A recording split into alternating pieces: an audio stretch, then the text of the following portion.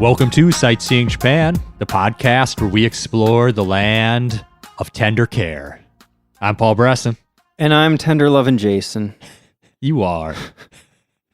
I do my best. You know, Paul, I was thinking, should we tell everyone what we've been talking about a little bit lately about maybe, a potential upcoming another trip to Japan? Sure. Why not? Well, I guess I already said it.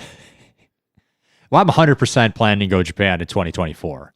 At first, I was like, I don't know, maybe it's too soon. Maybe I need to take a year off or something. Ridiculous. I gotta go back.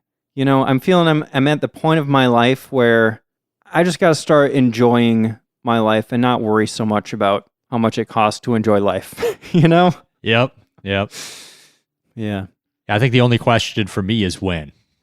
Especially because we went in the spring this year. Mm-hmm. So if we go summer or fall next year, we're talking about over a year. It's not too crazy to go 18 months after you went last time. That's not insane at all. No, not at all. So, yeah, we just got to decide spring, summer, fall, winter, when are we going to go? Yeah. That sort of thing. We've been talking, we've been throwing some ideas around, but I mean, one thing I'm excited about is that this is another opportunity for a podcast meetup in Tokyo. Yeah, that'll be fun. That last one was so cool. It was a lot of fun. The challenges we're dealing with, I think, is that one, we've covered so much stuff on the podcast. We each have like 1,000 things we want to do. And two is that we've both been to Japan without each other. So there's a lot of things that one of us have done that the other one hasn't. And do we really want to repeat that stuff? And what's worth repeating? What's worth new? What have we both not been to or seen? I still really like the idea of Hokkaido, like inner Hokkaido. There's so much of that island that I haven't seen. Yeah, that I really want to see. I mean, you've been a couple more times than me, so there's a lot. Like, I haven't been to Hiroshima. That seems like a big one. Oh, man. Yeah, you got to get there. I do, right? But do you want to go again? Nah. You know? Yeah, exactly. Not soon. Exactly. So we'll see. We'll figure it out. Yeah. Anyway, if you're planning a trip soon, feel free to join our Discord. Lots of good discussion there. Travel tips and whatnot. Absolutely. And a topic came up a while ago on the Discord that I had not really thought about all that much before. What happens if you get sick in Japan? Well, that's what we're talking about today. Look at that seamless segue. Oh, man. Didn't even see it coming, did ya? No, I mean, it's really a nightmare scenario, right? Like, you spend all this time and money and PTO to take this awesome vacation. You got all these things planned, and then you just get sick, like really sick, and you're in a foreign country, you don't know what to do, you're missing the things you wanted to do. It just sounds scary and awful. Have you been sick in Japan ever? Not like sick. I've had like bad jet lag, I've had hangovers, but I've never been like sick.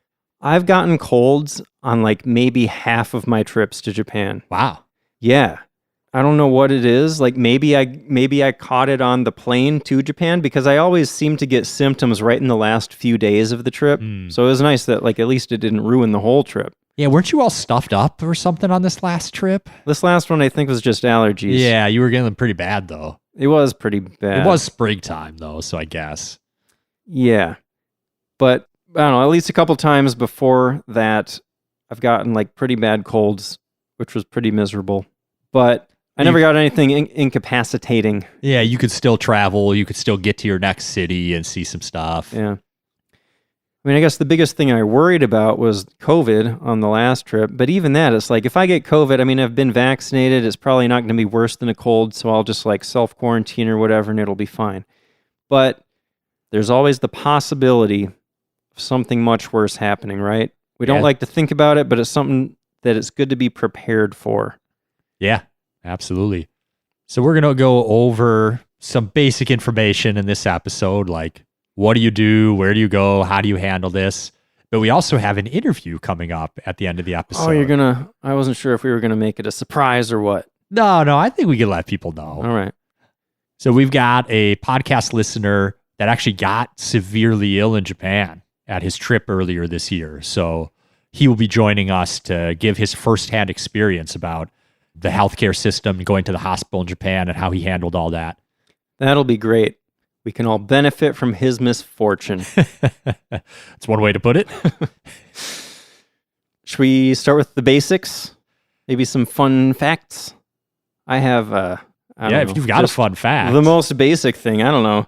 I was going to say what the emergency number is. Oh, sure. So in the U.S., the number for emergency services is 911. Mm-hmm. But in Japan, I mean, if you're American, it's very easy to remember because it's just 911 backwards. 119 is the number you want to call in Japan. Each Q? You got it. Easy to remember. There's a slight difference, though, in what that number is for. So in Japan, 119 is for fire, ambulance, or emergency rescue. It's not for police, though. If you want police, the number is 110. Okay. Both of these numbers are toll-free. If you want more specifics, the website for the U.S. Embassy in Japan actually has a very comprehensive page talking about how that phone call might go, how to give them the info that they need, even if they don't speak much English. This is like a pretty handy guide, and I will put a link in the show notes to that. Nice. Yeah, that describes really well, like exactly what they're going to ask you, what you need to know, what you need to tell them. Totally. Japan actually has a universal healthcare system, but that only applies to citizens and residents. So if you're a tourist, you can get treatment, but you're going to have to pay for it. Yep. So before we move on, we got a new segment that we're going to be doing on the podcast. And that is, should we come up with a name for it, Paul? What should we call this? Like the item of the episode or something? Yeah, I don't have a catchy name at the moment. We'll come up with a catchy name. Maybe I'll put together a catchy little stinger for it. You know what I mean? But basically, we're partnering with a company called Bento & Co. to get you guys some great deals. And they have all sorts of great Japanese products that you can order. They focus on bentos and bento accessories, but they also have cookware and teaware and Japanese food and snacks and ingredients and all sorts of stuff. It's really fun to just scroll through and check out all the products that they have. So in this segment, each episode, we're going to pick one of our favorite products and just tell you a little bit about it. So Paul, you ordered something recently that you said you enjoyed very much. What was that? Yeah, I got the vegan samurai spicy ramen. It is the best ramen I've ever had at home. It was so good. It comes with 2 servings in a packet, which is nice for a very reasonable price. But I think what set it apart and made it so good is that instead of a powder packet, it comes with a liquid sauce packet. So it's all oily and spicy, and you can like see the oil floating on top of it. So it still cooks up in like 3 minutes of boiling water, and you add in the packet. And I did a little sauteed mushrooms to put them on top. Nice. And it was insanely good. I'm going to order so many more of them.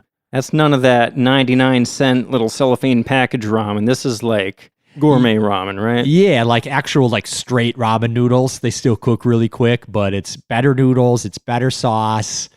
It's so good. That's awesome.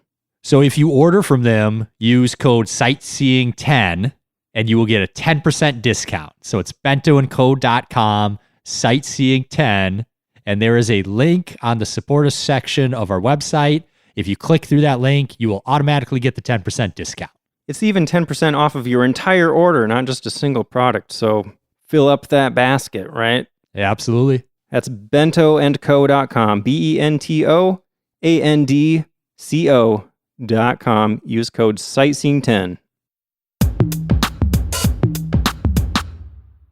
So, Jason, let's dive into health and medical services in Japan.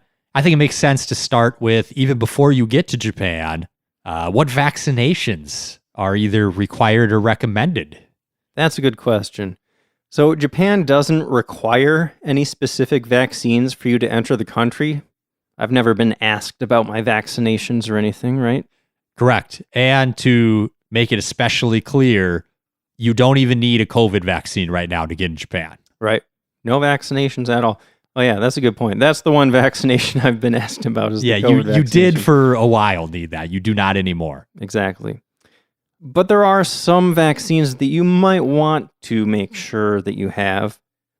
In the show notes, there are going to be a bunch of links in the show notes. I'm going to put all sorts of useful stuff there for you. So check that out. One of them is a link to the CDC recommendations for vaccines if you're visiting Japan. Most of them are pretty standard. You probably already have them. Things like hepatitis, MMR, polio, that kind of thing. But one more unusual one that's on that list is called Japanese encephalitis. And this actually came up on the Discord too. Somebody was asking about this, so I wanted to address it. Had you heard about this, Paul? Not until we started doing this research. Yeah, me either. Until it came up on Discord anyway. But so for most people, the risk of getting this is extremely low. It's not common in urban areas, but the CDC does recommend the vaccine if you're planning to, quote, spend long periods of time, such as a month or more, in areas with Japanese encephalitis, end quote, which is not very specific. Yeah. Or if you, quote, frequently travel to areas with Japanese encephalitis, end quote, which is also very non-specific. But Yes. basically what they're talking about is rural areas. Yeah. I went down the rabbit hole a little bit on that because I was like, what does that mean? And basically, the disease is transferred by mosquitoes.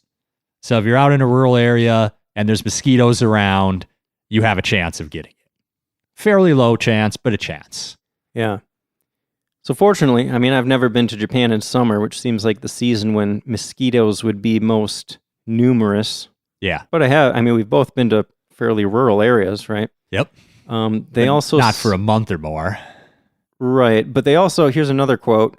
They say, consider the vaccination if you're spending less than a month in areas with Japanese encephalitis, but will be doing activities that increase risk of infection, such as visiting rural areas, hiking or camping, or staying in places without air conditioning, screens, or bed nets. Sure. So, I think it basically boils down to is the more likely you are to get bit by mosquitoes, the more you should get this vaccine. pretty much. I did find this interesting chart that showed like the number of infections per year. Okay. All the numbers were extremely low. Like almost every year, the infections were in the single digits for the whole country. Wow. So it seems like, your chances of getting it, like you said, extremely low. But it's also a pretty dangerous disease. Like it can kill you. I'm not a gambler, but I do like those odds. It's pretty good odds. The other interesting fact I found is that apparently it doesn't get spread between people. Like a mosquito can't bite a person infected with encephalitis and give it to somebody else. The mosquitoes actually get it from animals, either farm animals or like large wild animals. Isn't that interesting? It is, yeah. So yeah, just something to know. Maybe think about the vaccine if you don't want to take any chances. And again, for all of that vaccine stuff, don't just take our word for it. Go check that CDC website or the WHO, World Health Organization. Yeah, or if you're outside of the U.S., your country might have a website with guidance. Yep. Another thing that you might want to think about before you go to Japan is travel insurance, because healthcare providers in Japan probably won't take your foreign insurance, and your insurance at home probably won't cover international healthcare. But they could. It's worth checking. I was talking to my parents. They went to Europe recently, and apparently their American health insurance did actually cover emergencies in Europe. No other type of care, but like if something real bad happened, they would cover it. So I did see that with Medicare, you can sign up for a special plan that helps you get international coverage. okay, But it's probably a little bit extra premium. sure. Traveler's insurance can be used for more than just health. It can cover any sort of financial loss that could come about from traveling. Yeah, well, there's so many different kinds out there, and if you just see the words travel insurance, a lot of times that doesn't cover medical stuff at all. A lot of the travel insurance out there just covers like it's basically trip cancellation insurance. Like if your flight is canceled for whatever reason, they'll get your money back, that kind of stuff. And there's other ways where you might already have insurance. If you have homeowners or renters insurance, that might include insurance on your personal belongings even when you're traveling. You would have to check your policy.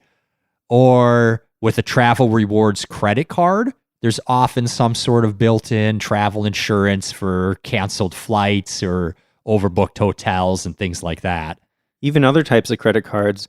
You know, I'm pretty sure, like on my very first trip to Japan, I looked into this travel insurance thing, and I think I found that my just normal credit card covered the flight. Like if the flight was canceled, it covered it if I bought the ticket with that credit card. Yeah. So I think what I did was like I saw that and I was like, okay, I'm all covered. I'm not even going to worry about it. But I didn't really think about all of the other types of insurance that I might want to consider. Sure. So I don't know. I've kind of been maybe a little bit risky on all of my trips because I never really looked into the medical side of it all that much. Same. But for probably my first 2 trips to Japan, I maybe didn't even have medical insurance here, so it wasn't something I was thinking about overseas.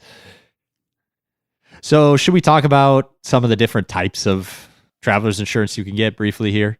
Yeah. So if you're looking for insurance that covers the medical stuff specifically, you're going to want to look for something that's called travel medical insurance. It's often separate from all the other types of travel insurance.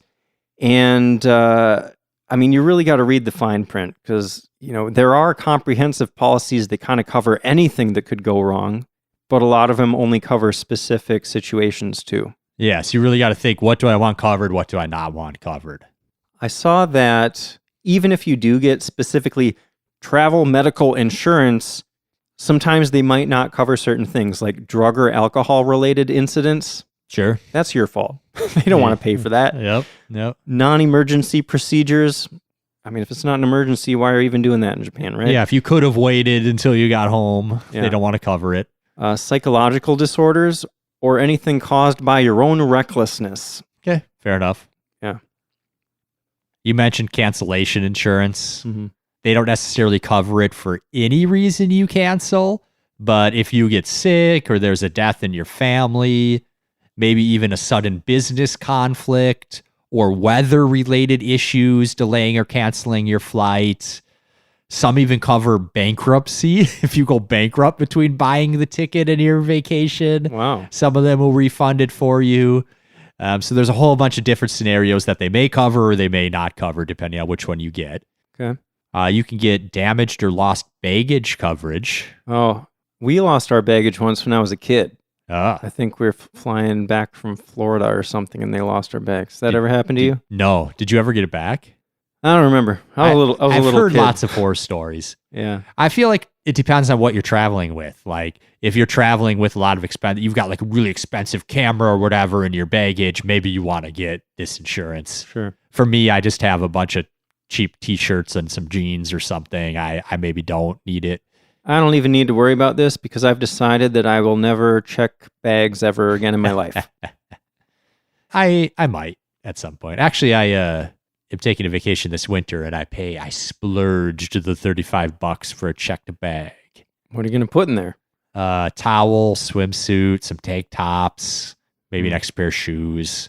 I guess the one exception I would make is if I was going on a snowboarding trip. Sure, you gotta check. Snowboard. Yeah, you gotta check. Yeah. I'm going to Puerto Rico, by the way. When is that? It's gonna be nice. February.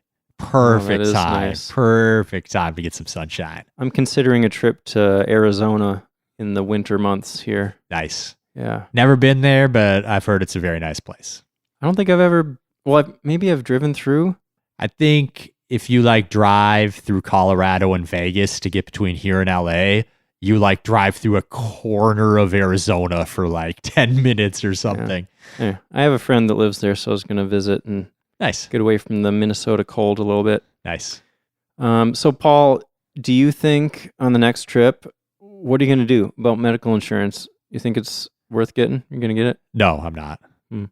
I am mostly a non-insurance person. Like I only try to get insurance if there's a chance that it absolutely destroys me financially. Yeah. And I think that's very unlikely in a short trip to Japan when I'm healthy going into it. Yeah. I have a lot to say about that. But first, I just wanted to mention what the costs might be for Sure. this travel medical insurance. That would be an important thing to know. So, of course, it's going to depend on your insurance company, what specific coverages you get, the length of your visit, all those factors. But what I saw for a general range was between $35 to $200 per trip. Okay. Not unreasonable. No. I saw another source say an average of $5 a day. So, Okay. not too bad. Nope. Okay, so let's dig into insurance in general, because I have strong feelings about this. I do too. So here's my philosophy, my personal philosophy. This is not financial advice. This is just my personal take based on what I know about insurance. Okay. So insurance companies are basically betting that nothing bad will happen to you, right? Right. And that's the more likely scenario. Yeah, the odds are stacked in their favor. That's how they make money. They usually win that bet, Yes. and you give them money for literally nothing. Yeah. So by buying insurance, you are betting that something bad will happen to you, which is relatively unlikely. Yes. So for this reason, in my opinion, insurance is only worth it to protect yourself from life-ruining disasters. Yes. In any other case, you're probably better off just saving some money yourself and self-insuring. A lot of people, they call it that, self-insuring, like just save your own money. It's better than giving all that money to an insurance company. Now, maybe there's some factors that change the math there. Like maybe you're really bad at saving money. Maybe you just can't amass some money yourself. Maybe it'll just disappear. Maybe then it's, maybe it's better to put that in the hands of the insurance company. I don't know. Well, in that case, if you have zero assets, maybe there's an argument to not have insurance because what are they going to collect? You got nothing. You file bankruptcy, you move on. Not financial advice. I mean, they can Not garnish your financial wages advice. and stuff in certain situations. In certain situations, yes. Yes. But yeah, so let me give some examples. So if you buy a new phone and they ask if you want to buy insurance, maybe ask these questions. Will it ruin my life if this phone breaks and I have to buy a new one? I mean, probably not for most people. Like, it wouldn't be fun shelling out another however many dollars for a new phone, but it wouldn't ruin you. Right. But if you're an American thinking about health insurance, would it ruin my life if I got sick with something and racked up millions of dollars in medical bills? Yes. For most people, the answer is yes. So I think that medical insurance is worth getting in that case. So the reason I'm leaning no towards it in Japan is because I feel like it would be like I get sick once or I break a bone and I need to go to the doctor and maybe it costs me a few thousand and that really sucks, but it's not going to ruin me. I'm probably not going to get like 6 months of chemotherapy in Japan. Like I would come home if I was like that sick, right? Yeah. So I feel like I'm less likely to get like a ruin me type of medical expense on a 2-week trip to Japan. So I feel like all that money I've saved by not insuring my phone, not buying the protection plan on my video games or my TV or my everything throughout my life, I probably could have spent thousands of dollars on that over the last 15 years that I have not. And if I ever do get sick, well, it's like evens out, right? I agree, Paul. We are in agreement about this. But of course, everybody's risk tolerance is different. You got to live your own life. So yeah, do what and makes you feel comfortable. How old are you? How healthy are you? There's a lot that goes into these decisions. Yeah. There's definitely value in peace of mind too. If you're going to worry the whole trip that something bad is going to happen, if you don't have insurance, pay for that peace of mind. Yeah. Yeah, absolutely. $5 a day. It's not going to kill you. Yep. They have traveling life insurance you can get. You can get like accidental death insurance for your travels, which I think is interesting because wouldn't you just get life insurance? Like, I'm pretty sure my life insurance would still kick in if I died in Japan versus if I died in America. Right. I mean, we could have a whole other conversation about life insurance. Like, that's a specific thing that I don't have any life insurance except for, I think maybe my company gives me some. Yeah, I get a free one for a modest amount through my company. Yeah. But, I don't have kids. So yeah, nobody's like, depending on my income to survive. So yeah, I don't feel the need for that. But there's a huge list of insurances you can get that I didn't even know. I'm It's sure crazy. you can pay people to insure you for anything. Yeah. Because Yeah. none of that stuff will probably happen to you. If And you're people traveling overseas for a wedding, there's like special destination wedding insurance. Man. Like imagine if you're like the best man and then they break up a week before the wedding. Oh, good thing I knew they weren't a good couple and I bought the destination wedding coverage. Wow. You could get insurance for your pet, health insurance for your pet if you're traveling with them. I thought that was fun. And you can get insurance for a missed flight connection. Huh. So if you've got a really tight turnaround that you're worried about, you can get insurance on that. What are they going to do, though? Because if you miss your connection, doesn't the airline normally give you another flight for free anyway? I'm not sure. It depends. You might be flying two different carriers, and then they probably Sure. wouldn't. Yeah. Those are the most interesting ones I found. All right.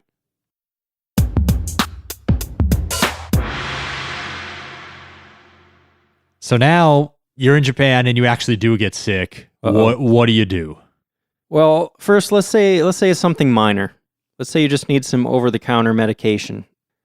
Go to a drugstore. We've mentioned this before. There's a big chain called Matsumoto Kiyoshi that shouldn't be hard to find. They're all over the place. Otherwise, Google Maps can help you find a drugstore, or kusuriya, it is in Japanese. They might not have the exact stuff that you're used to in your home country, but they will have something similar. And if you Google around a bit, there are a bunch of websites out there that can tell you how to find specific medications in Japan, like Nice. what they're called in Japanese and what labels to look for and all that kind of stuff. Because there are a bunch of expats living in Japan that kind of need that information. So it's out there. Yeah. A lot of the best information I get on some of this obscure stuff absolutely comes from expats. Yeah. You know, people living there that have to deal with this every day. One interesting thing that I either forgot or didn't know is that you can go to the kombini for almost everything except drugs. True. They do not sell drugs at kombinis. You got to actually find a drugstore. Yep.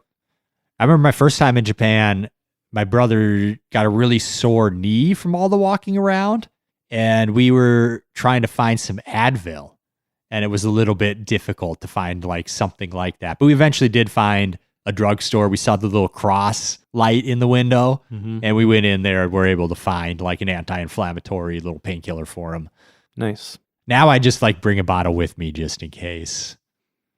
I've also heard that a lot of the Japanese versions of medicine are not quite as powerful as some of the over-the-counter ones. You know, like if you get like a nighttime cold or flu thing here, it'll kind of like knock you out or whatever. It might not be quite the same with the Japanese version. I wonder if that's because Americans are cavalier about putting foreign substances into their body, or if it's just that Japanese people are generally smaller. Why not both? Yeah, it could be. So next, let's say it's a life-threatening emergency, or you can't get to a doctor yourself. In that case, you probably want to call an ambulance. Yep. You already talked about in the intro, 119 is the number for if you need an ambulance. That's right. And good news, ambulances are free in Japan That's awesome. because they don't have a completely f***ed up medical system that prioritizes corporate profits over human life. Can you believe it? Whoa. Hey, that sounds nice. Can't even imagine how It's been a carefree life long must be. time since I've even heard a number, but I feel like my brother had to take an ambulance once in college, and this was like 15 plus years ago. It was like $3,000. It's probably like even more now. It's probably like twice that now. But we need to talk about Japan and not America. What is the percentage of bankruptcies in the U.S. that are because of medical debt? I think it's over half. Yeah, something ridiculous. Yeah. Anyway, okay, so another situation. Let's say something bad happened, but you're not in immediate danger of dying. Maybe you have time to Google around to find healthcare, right? Yeah. So I have a bunch of options here. There are a bunch of different ways that you can find healthcare. If you don't speak Japanese, maybe Google English-speaking doctor and then the city that you're in. Probably find some good results. You could also ask at your hotel. Yes. That's a great option. Yeah. There are also tourism information centers around that would be able to help you with that. Yeah. The Japan Tourism Agency has an English website that has a search medical institutions place on it. You're talking about the JNTO website, right? Yeah, they'll help you find ones that are maybe more English friendly. Yeah, JNTO is the Japan National Tourism Organization, and I'm going to put that link in the show notes as well for that search medical institutions page. And if you did get traveler's insurance for health, you could call them and they could let you know like who's in their network and who's in your area that you could go to as well. So one important thing to know is that in Japan, there are a bunch of different types of healthcare providers, right? They got university-affiliated hospitals. They got public hospitals that are run by the government. They got private hospitals, and they got small clinics. And not all of those necessarily have an emergency room type thing. Yeah. So if you're having an emergency, make sure you're going to a place that has an emergency center. Man, I'm so dumb. I learned that the hard way here a couple of years ago. Yeah. My roommate sliced in between his fingers really bad washing dishes. I remember that. Yeah. And my dummy head brought him to an urgency room because I was like, this is urgent. And then they like looked at him for like 1 second and were like, oh no, you need to go to emergency room. Oh man. And I was like, well, what the heck is an urgency room then? It's just like a normal doctor's visit. No, that's more urgent than urgent. Yeah, so then I had to drive across town to like find an in-network emergency room, and he was there for like 5 hours and finally got some stitches. It all worked out in the end, but I'm trying really hard to resist going into just how messed up America's medical system is. Like, yeah, if you you're can't in just trouble, drive to the nearest hospital and get help. You got to Google and figure out, is this going to cost me thousands and thousands of dollars out of pocket? Yeah. Or is the insurance company going to throw $10 my way for being in network? Yeah. Oh, man. I just went to the doctor for the first time in a long time for like a pretty routine thing. And I just got my bill the other day and the insurance covered 14 cents. I'm like, why even cover anything? Like, would they cover one cotton swab? Like, where do they get that number from? It's obscene, man. it makes, okay. I need to take a breath. Didn't even take a full dollar off my total. 14 cents, dude. Yeah. I mean, you can ruin your life by just going to the wrong hospital. Yeah, It's insane. It's so you can ruin your life just by getting sick. You can have insurance, go to the right hospital, and still like end up costing too much. And at some point, they stop paying, and you go bankrupt. Yeah. Yeah. We need to move on. Sorry. Anyway, so once you find a doctor, you can call them to make an appointment, or you might be able to make an appointment online, or you could just go there without an appointment. But in that case, you'll probably have to wait a little bit. My uncle told me a good story. He went to the emergency room like a year ago or something. And he was just like sitting there for like a long time and like didn't seem to be moving. Like nobody was getting called. And he just started feeling worse and worse. So he just lay down on the floor. And then immediately they were like on him. They were bringing him back. They were giving him care. It was like, okay, that's what it took. That's a useful trick. You just got to like not actually be able to like even stand anymore. And then they will treat you. Americans, take note. Okay, so once you have made an appointment or just walked in, you got to the doctor's place. When you get there, they're going to give you some forms to fill out, and they'll ask for an insurance card if you have it. Info that they'll ask for includes name, blood type, any illnesses currently being treated, any medicines you take, allergies, medical history, religion, which is kind of interesting. Do they do that in the US? Maybe. It might have something to do with like certain religions have different ideas about what's acceptable. Right. You know, a vaccine might have cow byproduct in it, and for some people, then that's not okay. Sure. And then emergency contact info. Of course, that's good to have. Once you're called in to see the doctor, they'll ask you about what brought you in. Hopefully you found a doctor that speaks English, but if not, don't worry. there are guides online that can help you explain in Japanese what's wrong. I saw a ton of resources out there where it just like tells you in English, like, oh, you have this, here's how to say it in Japanese. Or you could even just like pull that up and then point at it and show the doctor, you know? My tummy hurts. But they might also have some sort of translation technology or a translator person around. Or you could try using your phone. Yep. Google Translate you should have that on your phone anyway if you're in Japan. Yeah. Again, in the show notes, I'm going to put a link to the JNTO guidebook. There's a page in there with a list of symptoms where you can point to the ones that apply. And if you have time, if you're not about to die, you might want to put something together on paper in advance to try to explain what's happening in Japanese. You can use Google Translate for that, or you can Google the medical conditions in Japanese, all that kind of stuff. But, the more prep you can do, the better off you are, I'd say. Yeah. After they check you out, they're going to give you a diagnosis, further instructions, and then they'll send you back to the waiting room to get your prescription and or schedule a follow-up appointment. All pretty standard, probably what it's mostly like in your home country. You just got to work with that language barrier a little bit. And then you'll also have to pay at the end here.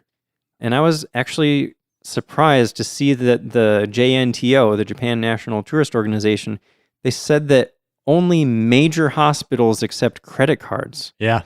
Clinics generally only accept cash. Yes. I mean, I know, we've talked before, Japan is very much a cash-based society and stuff, but that still surprises me that such a big official place wouldn't take credit cards. Right, and potentially large expenses too. Right. Like who's just carrying around hundreds and hundreds of dollars of cash on them? Yeah. Well, let's talk about the cost because... Yeah, it's hard to pin down because it's what type of place did you go to? Is it public? Is it private? What type of work did you get done? Yeah, but if you're coming from the US, it's going to seem extremely inexpensive because they don't have a completely f***ed up medical system that prioritizes corporate profits over human life. Okay, Jason. Can you believe it? Okay, calm down. I mean, it's still kind of pricey. Like I heard it could be, maybe a couple $100 to get a consultation, like US dollars. Different procedures might cost you between like $100 and $300, depending on what they're doing. But unless you're doing like a ton of stuff, you're probably getting out of there like well under $1,000. I have a little list of general estimated costs for certain procedures. Okay. And these are all without insurance, by the way. So even without the travel medical insurance, this is what you would expect to pay. Sure. Just a standard medical examination estimated to cost around 3,000 yen. That's less than $30 US. Blood test, 6,000 yen, less than $60. An x-ray, 2,000 yen, less than $20 for an x-ray? That's unheard of. An abdominal CT scan, 15,000 yen. Yeah. $150, not insane. A cut finger might cost around 5,500 yen, less than $50. Fractured foot, around 20,000 yen, which is less than $200. But if it's something more serious, like let's say you got in a traffic accident and you needed surgery, it could be hundreds of thousands of yen, which is thousands of dollars. Sure. I saw one place say that a heart attack with surgery and a 45-day hospital stay, which seems pretty extreme, Yeah. and transportation back home could cost 10 million yen, which is about 100,000 US dollars. So that's that's serious. But 45 days in a hospital? Right. I mean, that'd be like probably 10 million plus in America. Yeah, probably. So again, consider how much risk you find acceptable. This is a very personal decision, Yeah. Though it's unlikely, there's always the potential for something really bad to happen. So make sure you're prepared to whatever extent you're comfortable with.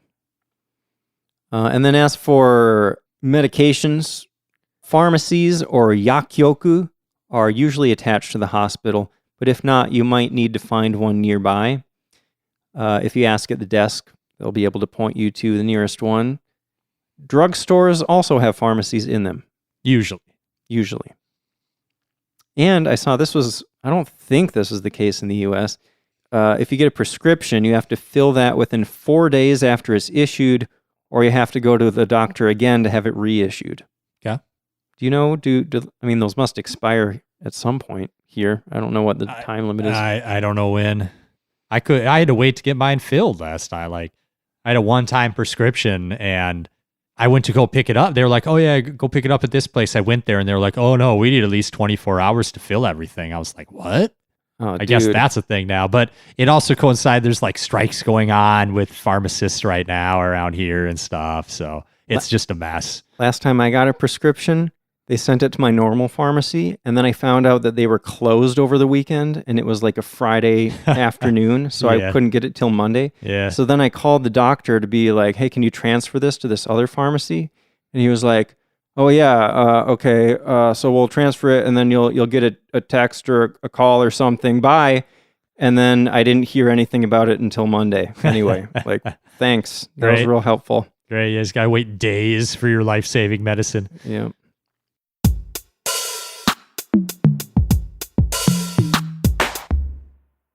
So this is the part of the episode where we welcome a very special guest. He is an accountant in the Houston, Texas area. He recently took his first trip to Japan, and he has quite a story to share with us that is very relevant to the topic of this episode. Ryan Sandlin, welcome to the podcast, and thank you so much for being here. Yeah, happy to be here, guys. Thanks for taking the time to talk to me. Absolutely. So I have so many questions. You told us a little bit about your experience, but I want to dig into all the details. But first of all, so on all of my trips to Japan personally, I never really thought all that much about like the possibility of something like this happening. I just always kind of hoped that everything would go perfectly as planned. And I think that might be the case for a lot of people. So I'm wondering, in the planning stages for your trip, did this possibility cross your mind at all? Did you consider travel medical insurance or do any specific research about what might happen if you were to get sick? No, and unfortunately, because of this experience, that's definitely going to be a part of my planning going forward. I don't get sick a lot, and anytime that I have gotten sick on vacation, it's just been in the form of a hangover. So, no, we didn't, never really considered travel medical insurance. We do have trip interruption insurance through a couple of credit cards that would have helped us, if we had missed our flight or something. But no, I definitely never even considered this as a possibility. So they didn't consider this an interruption that they wanted to pay for, huh? Well, and we just ended up not needing to use it. We can talk later on about the costs and everything, but, ultimately, the trip had a happy ending and we were able to make our flight. Good. So let's get to what your actual experience was like. When did you first notice that something was not quite right? So we were in Kyoto for the second part of our trip. We had spent the day in the Arashiyama area, but we had taken the Ramden tram over from the Arashiyama area to, kind of the more central area of Kyoto, and we're waiting to catch a bus home. And really, it came out of nowhere. I was standing outside a convenience store and literally just opened my mouth and started throwing up. I think my wife was more embarrassed about it than concerned about me, and I was pretty embarrassed too because Japan is such a beautiful place, and I just created what you guys have informed me was a street pizza. But initially, I thought that I was just exhausted from all the walking that we had been doing uphill and around the city. I was feeling better. We went back to the hotel, and I got some good night's sleep, and we picked up our trip the next day, but obviously it did not end there. Yeah. And at what point did you start to feel like maybe this is something where I need to actually seek medical assistance?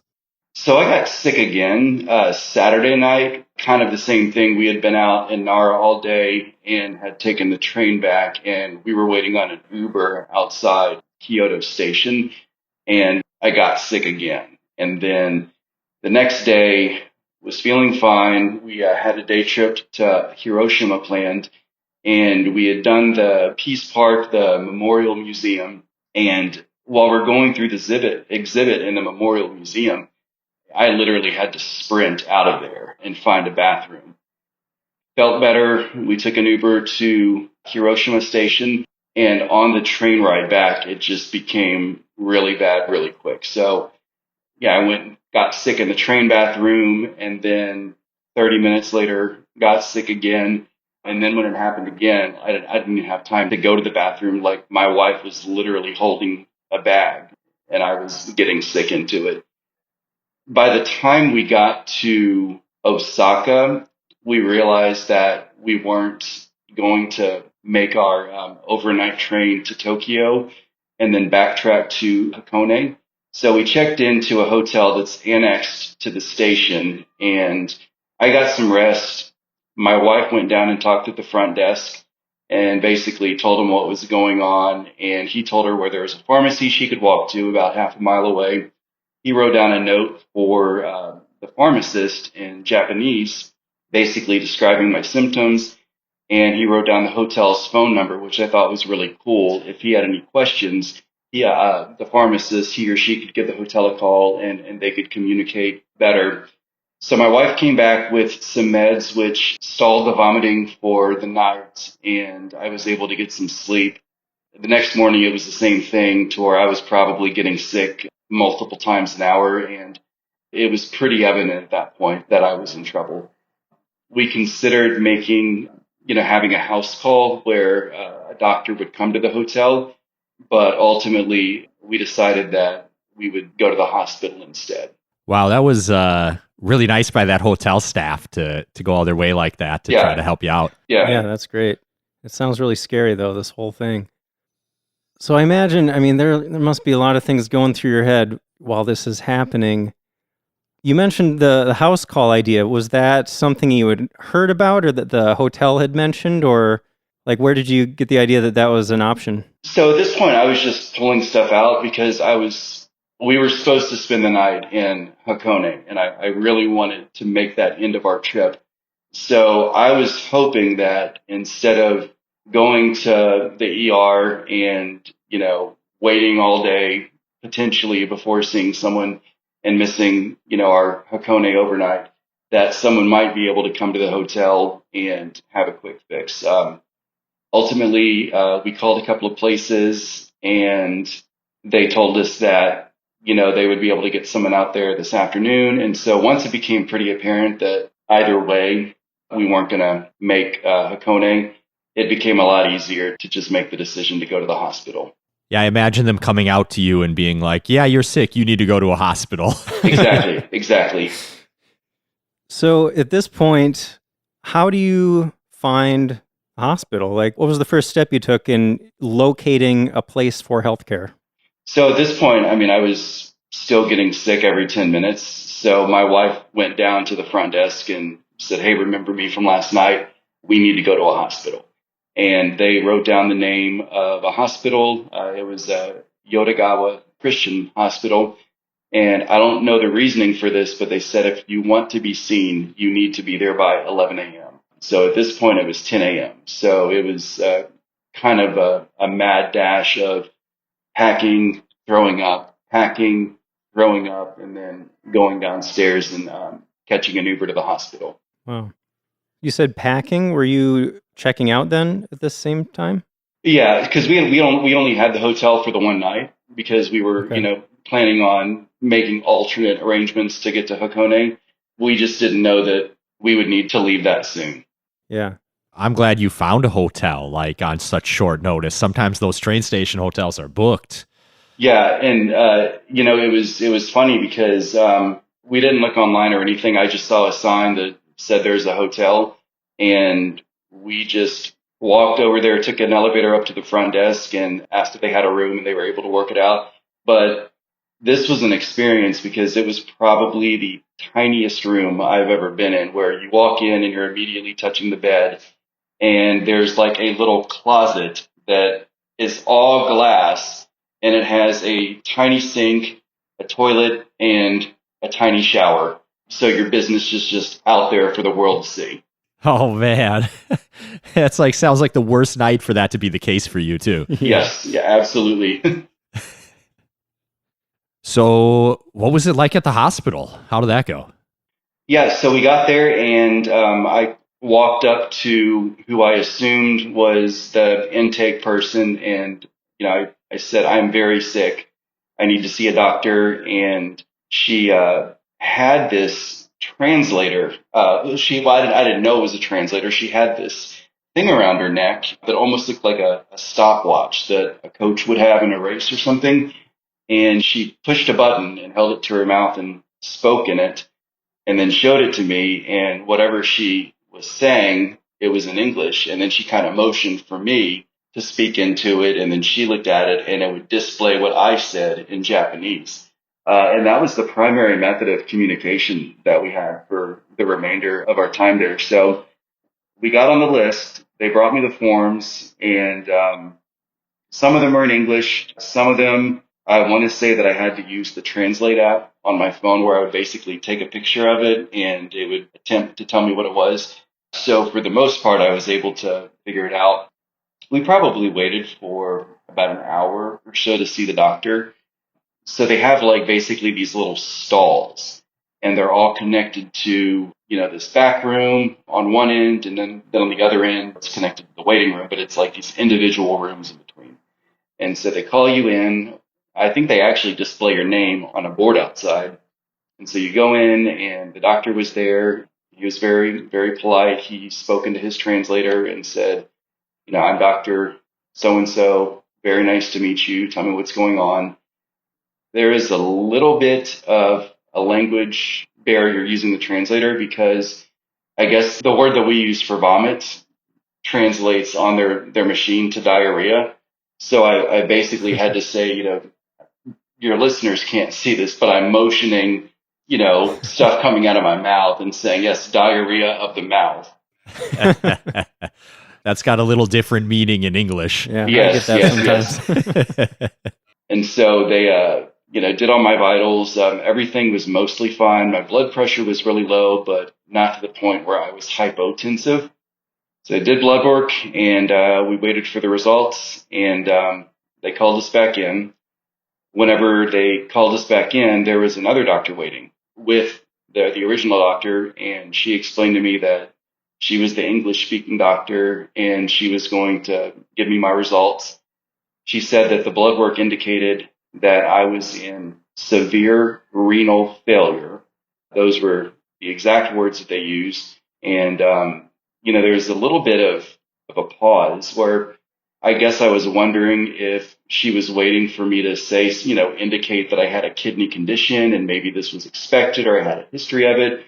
But I was just completely in shock. And she said, is this something you've heard before? I thought she meant, is this something you've heard of? And I said, yes. But then my wife realized what she meant and said, no, in fact, he just had his blood, taken a month ago and everything's fine. And so then they speculated that it was probably dehydration induced kidney failure, because I hadn't been able to keep water down since Friday or Saturday. Even the Japanese version of Gatorade or Powerade, the Pocari sweat drinks with electrolytes.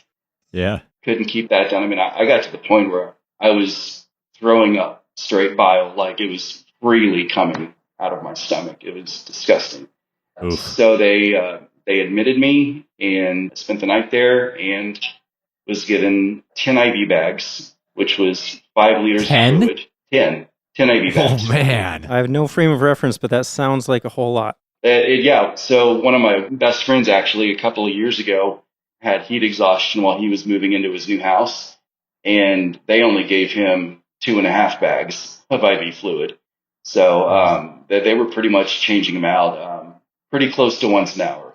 That's crazy. I suppose if you can't drink for a few days, that'll do it. That'll do it real quick. Yeah. Yeah. Couldn't drink, and couldn't. I mean, there was nothing going into my body, and only stuff coming out. Yeah.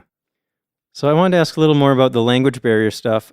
You said you used an app on your phone to translate some of the forms. Was that Google Translate were you using? I believe it was. So I know that there's Google Translate, and I know that there's another Translate app. I'm not sure what it might just be called Translate, but I had both of them for the trip. But it's one of the ones that you can take a picture or scan something with your camera, and it'll show you what the sign or what the paper says. That's cool. Definitely. So besides that, it sounds like until you met that woman, English-speaking doctor, did everybody else have those little translators like already around their necks? Yes. Like, were they just fully prepared for that? Yeah, absolutely. And even whenever I was discharged, the lady who did the final paperwork and basically held up the mobile credit card machine, which that was interesting, by the way. You go to this because the first time I saw the mobile credit card machines was in Europe. And, now they're starting to make their entrance in the U.S. But when you check out of the hospital at this particular hospital in Osaka, they present you with a mobile credit card reader and you tap or insert your card. But even that lady was wearing a pocket translator. Wow. Those seem really cool. That was awesome that they had those. Yeah. Yeah.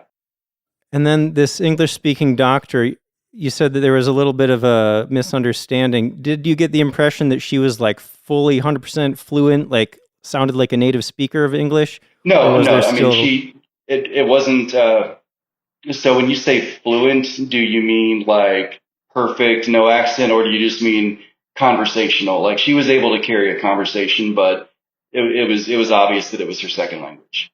Okay. Yeah, I just meant like, even if somebody kind of knows all the words of a language, there's a certain like colloquialisms and stuff, certain ways of using words that kind of take longer to really get a firm grasp on sometimes. Right. No, it was effective enough that she was able to communicate what was going on with me and what the plan of action and the treatment and the outcome that we hoped for would be. Yeah, that's good. I mean, especially in a medical setting, that's kind of, a place where that type of communication is most important, right? Yeah. Want to make sure you're getting all those little details. Absolutely. And I really got to say that the hospital, just the layout of it, the design, I mean, it was very clean. It was it reminded me of an American hospital. The only thing that was different was the room did not have a TV, which was unfortunate when you're by yourself for 24 hours. Yeah. So I wanted to ask about like what that experience was like just staying in the room. Like I'm imagining kind of hospital room that you see on American TV where you got the bed that's like motorized and you can control how, what position you're sitting in and all that. And the little IV bag hanging next to you. Is that kind of what it was like? That's exactly what it is. It had a bathroom, a closet. They had a station, with a computer so the nurses and the doctors could come access records. There was a bed. So I just laid there and looked out at the city of Osaka and wished that I was out there and not in the hospital. My wife had a much better experience. Even though the country opened up after COVID, the hospitals are still taking it very seriously. So they wouldn't let her past a certain point. So she wasn't able to be with me. So she checked into another hotel and went to their onsen or their bath. You know what I mean? Yeah. Nice. So she's just relaxing. Yeah. So she was sending pictures, in the elevator in a towel, and I'm in a hospital bed with a 3-inch needle in my arm. Wow. Well, you didn't make it to Hikone, but at least you got an onsen. Yeah, absolutely. Yeah. So now I pass time figuring out, which of my friends in the States might be awake, texting them, watching YouTube videos. At some point, the Wi-Fi egg that we had picked up at Narita, actually it was delivered to our hotel, wasn't performing as well. So I ended up purchasing basically a day pass from T-Mobile for the super fast internet. So watched a lot of YouTube videos, played a lot of video games, and eventually was able to get some sleep. So all this was just on your phone? Yeah, that was the only option I had. Man, I'm surprised they didn't have free Wi-Fi in the hospital. You think? I mean, they might have. Especially if people are staying there. They might have. I just didn't think to ask. Yeah. Did you have your phone charger with you at least, so you could keep that running? Yes. I had all my luggage. That's good. Yeah, so they kept you overnight and for 24 hours, you said? Yeah, so I was admitted a little afternoon, and they told me the next morning after they did another blood run that my kidneys had improved to 50%. And the official discharge papers that I brought home to my doctor, I didn't realize this until after I got home, but it said that they recommended I stay for another few days. but that I was insistent on leaving and getting back to Narita so we could take our flight home. In actuality, what was said to me was that your kidneys are at 50%, so there's clear signs of improvement. You should be okay to make your flight home, just continue to hydrate yourself.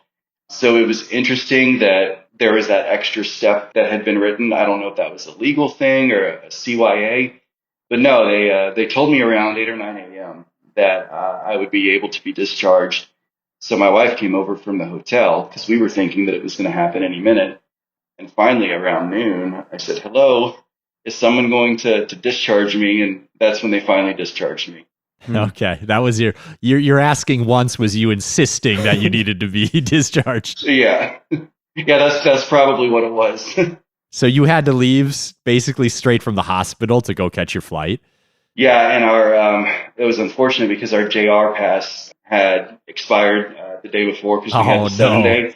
So the one good thing is that we were able to go to the JR desk before checking into the hotel the night before and get a refund for the private sleeper cabin that we had booked on the Cedo Sunrise.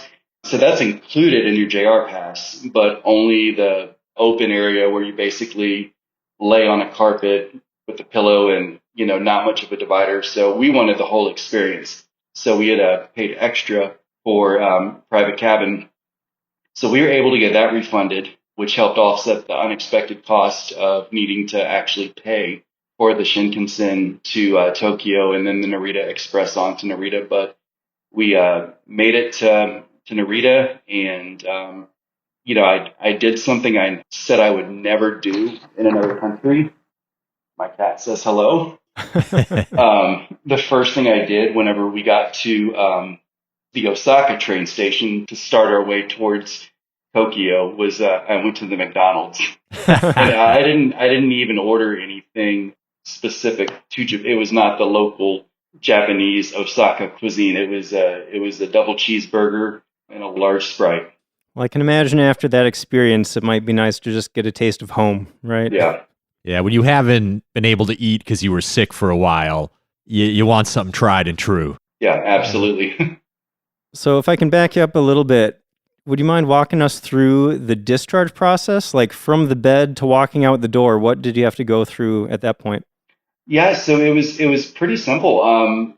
So once they finally decided to discharge me, or once they decided to actually act on what they said they would do, and again, I'm not complaining about them by any means. Everyone I dealt with was incredibly amazing and polite, and even the nurses, whenever they would come and change my IV bags, they would bow to me as they're leaving the room, which I thought was just really cool. So they brought basically a packet of documents which had all my medical records and a statement from the doctor just in case I needed it. They had proactively given me a letter stating that I was okay to fly. They gave me a small bag of nausea medicine just in case. I ended up never taking it, so I've still got it in my medicine cabinet. And they took the needle out of my arm. Anything that was attached to me was gone. And then there was a lady in the lobby, and she had this portable credit card reader. And, she had a folder, or I guess it was an iPad, and she looked up my name and told me the balance and presented my credit card. And she spoke into her translator and showed it to me, and it said, "I wish you well, take care of yourself." And then she bowed to me. Nice.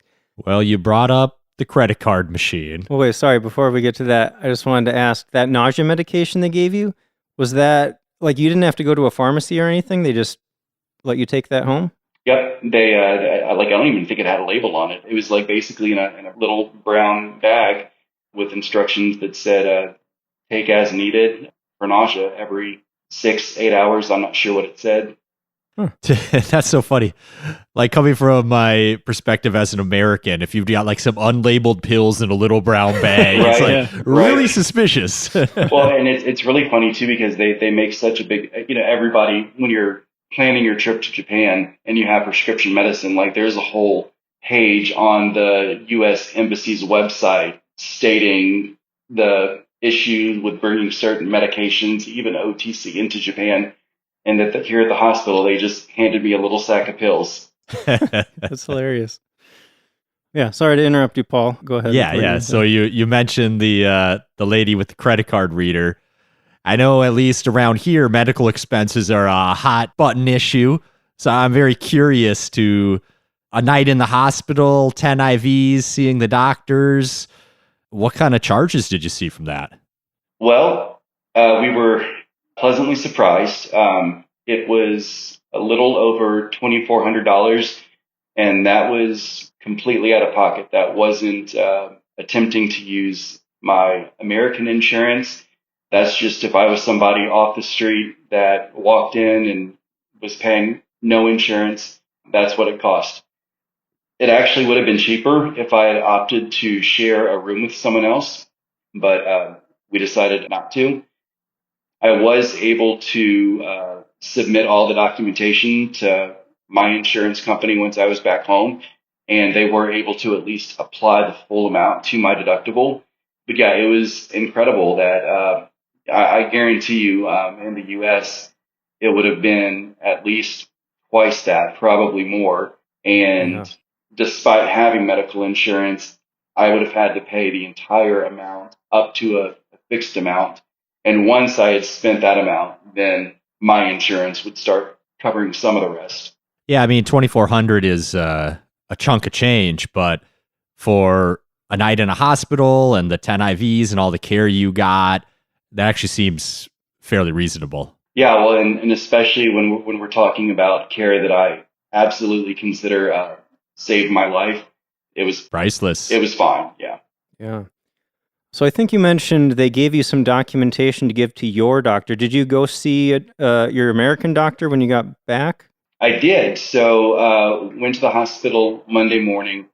We were discharged Tuesday around noon, and actually it might have been later than that. Anyway, so we flew out of Tokyo around 8 p.m. Tuesday night. We landed back in the States also Tuesday night. Yeah, you went back in time, right? Yeah, it was insane. And then we're able to stand by on a flight and get home early. So our first day back, our first full day back, which would have been Thursday, I was able to call and make an appointment with my primary who saw me on Friday. They drew blood, and on that Sunday, he emailed me the results and basically wrote like in all caps and exclamation marks, your kidney function has completely returned to normal. Good news. Yeah, good to hear. So you were sick for 3 or 4 days? Yeah, while you were so it started Friday in the evening. I was fine most of the day Saturday. It came back Saturday evening. I was fine Sunday morning, and Sunday afternoon is when it really hit the fan. So yeah, Friday, Saturday, Sunday, Monday. How long was your entire trip? It was Tuesday to Tuesday. It wasn't near enough. Okay, so you were sick for like half your trip then. Yeah, basically. So having a little time to process everything now, even with the getting sick and everything, was the trip worth it?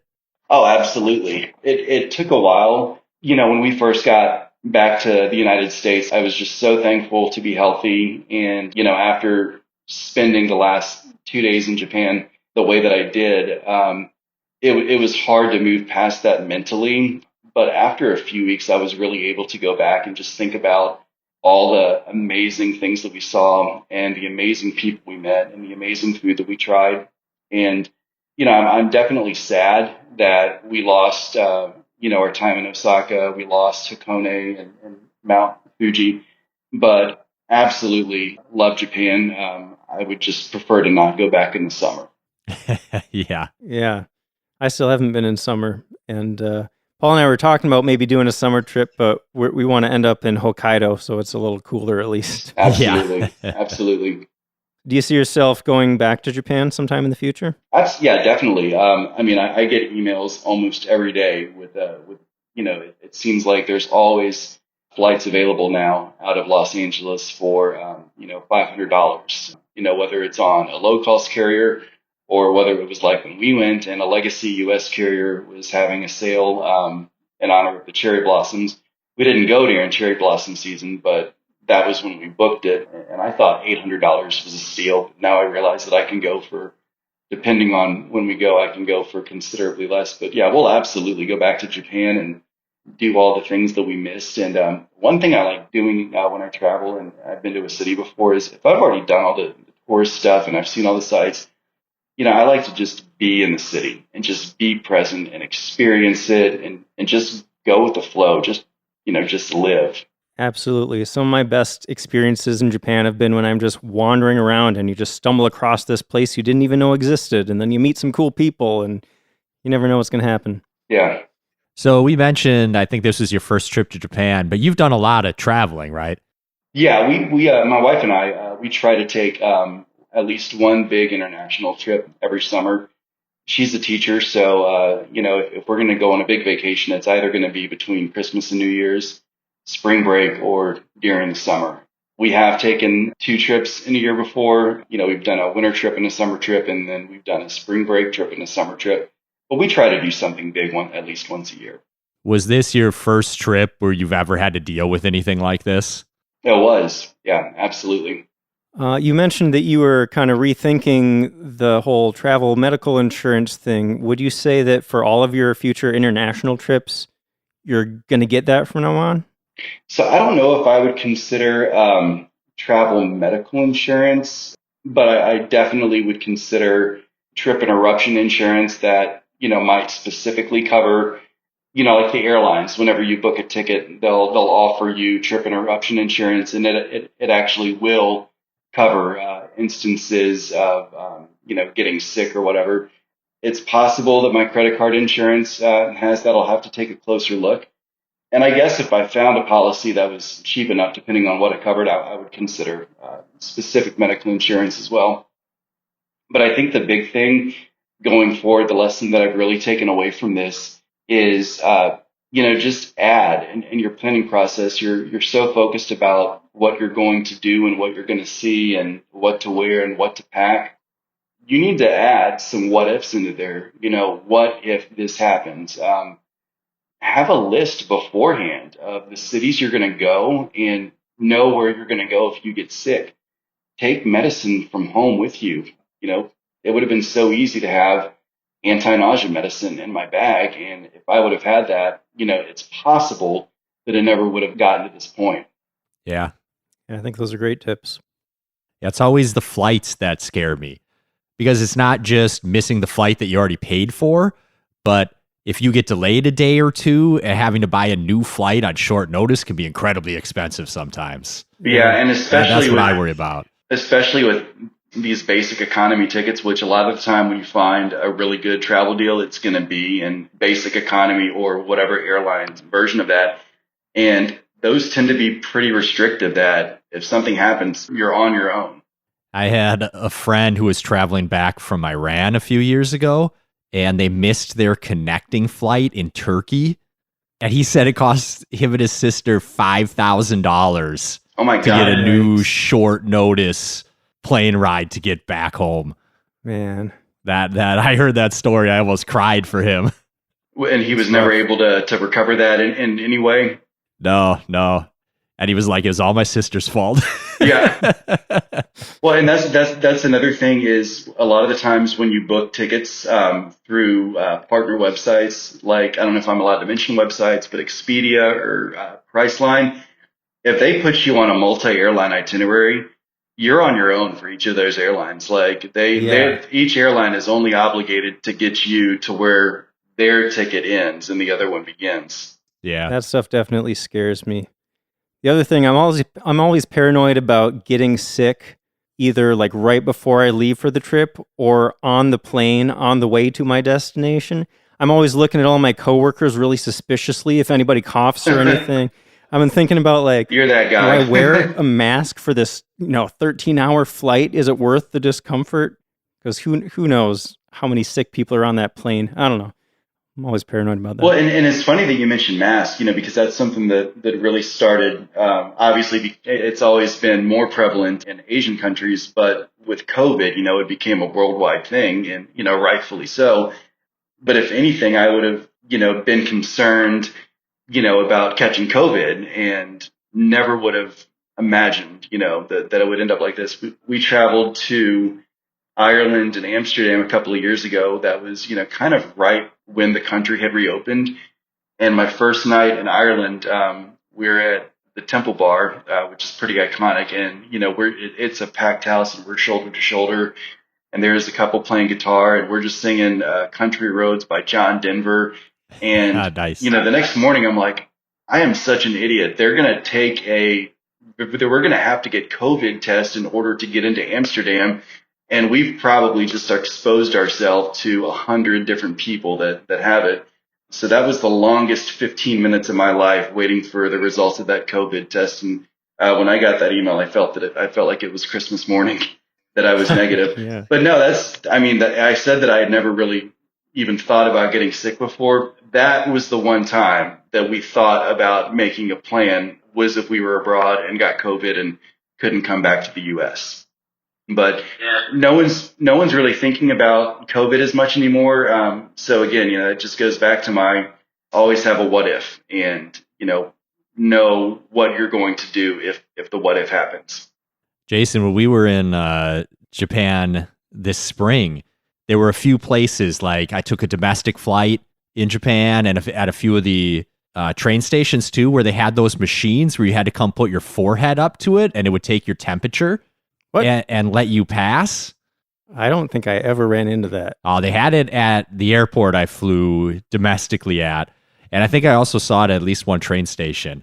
And I was always so nervous coming up to it. Like, I feel fine, but what if I come up to it and it gives me a red light and I can't get on the airplane? Like, there was always like that minute of nervousness until it gave me the green light. And I was like, oh, thank goodness. It's like pulling up next to a cop car, right?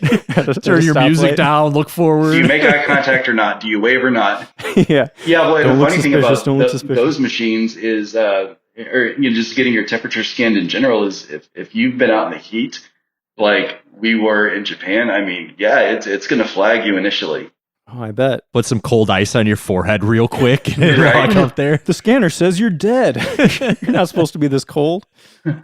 So if there is somebody listening to this episode right now who is currently sick in their hotel room in Japan, do you have any advice that you would give to them? Yeah, don't wait for it to get as bad as I did. Don't think that you're going to get better on your own just because you do when you get home, because it's not worth the risk. And again, the healthcare, it's so affordable there, and the people are so helpful. So call the front desk and ask them if they can send something up, and take medicine. If you don't get better, go to the hospital. Good advice. Yeah, I'm not a huge worrier, but just after listening to your story and doing the research on this, I feel so much better about if this ever happens to me. Me too. Knowing that they have translators, that they're super helpful, that they'll take care of you. Like, I feel much more comfortable with the idea. Yeah, and granted, Japan is definitely, I think going to be a lot more advanced than some places as far as medical care and technology. But I think that's always a big fear that people have, is the language barrier, and not that everywhere is going to be as accommodating as Japan was, but it was, as much as it can be, it really was a positive overall experience. It's good to hear. Well, Ryan, thank you so much for sharing your story. And I'm so sorry you had to go through that, but we really appreciate you sharing your experience so that we and the rest of our listeners can hopefully be a little better prepared in the future for our trips to Japan. Yeah, thanks for having me, guys. And it's the least that I can do, since y'all basically planned my trip for me. Our pleasure. Thanks again. Thanks, Ryan. Yeah, bye.